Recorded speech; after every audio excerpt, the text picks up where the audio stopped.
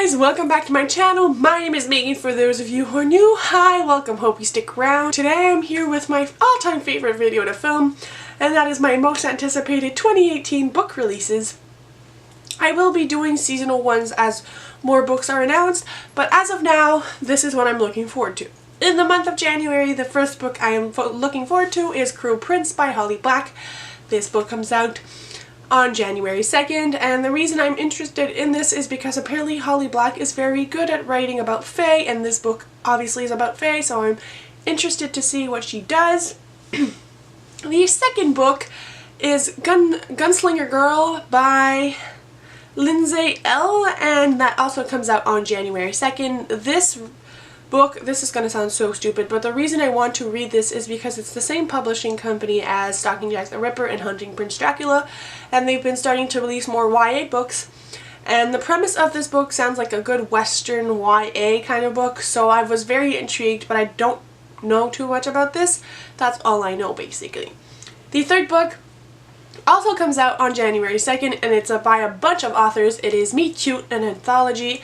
It's a bunch of different like romantic stories about meet cutes, is when two people meet and they kind of like romance ensues, I guess. And the reason mainly why I'm picking this up is one, I love contemporary books, and two, Huntley Fitzpatrick, which is an author I adore, but she hasn't been writing much lately, is in this anthology, so I'm super excited to read this, and I just love romantic stuff.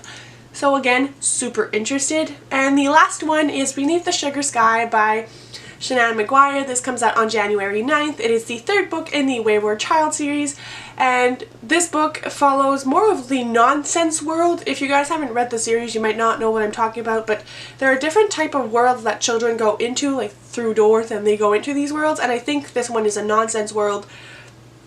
I'm very interested to see if I like it as much as the darker world in Down Among the Sticks and Bones.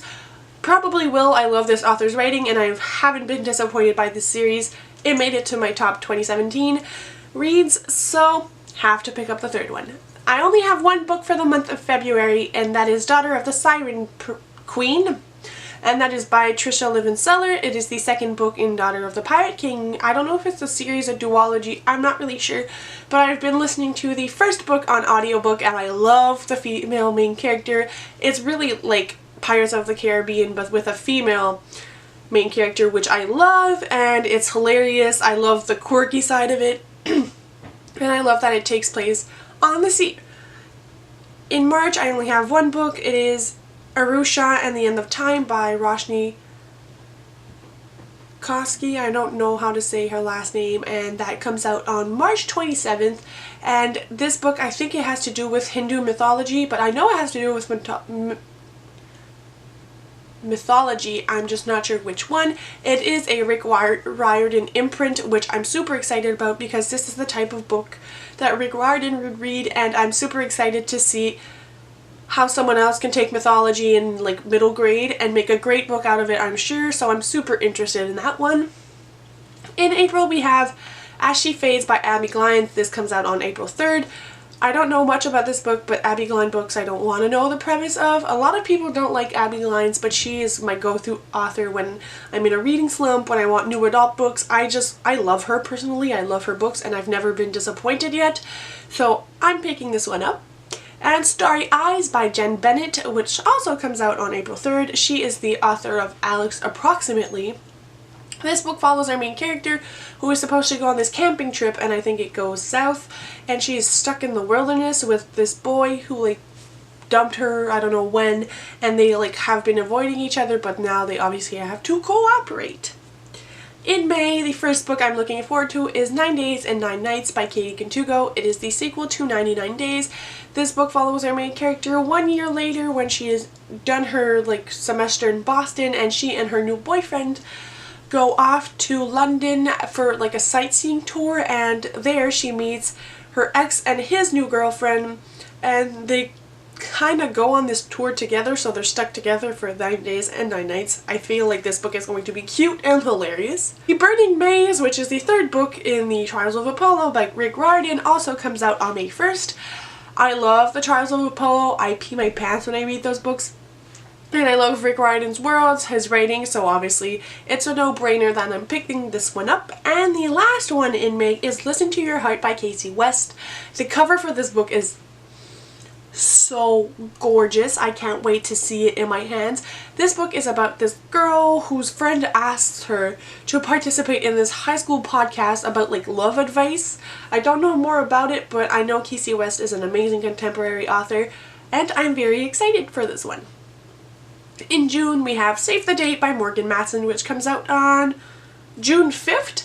And this book is about this girl whose sister is coming back to town in their house to get married, and it's the last time they're all going to be together in their house, and I feel like it's going to be such a funny, quirky, lovable read like Morgan Matson always delivers. She never fails, in my opinion, and so I'm excited, and again, rocking the covers in 2018.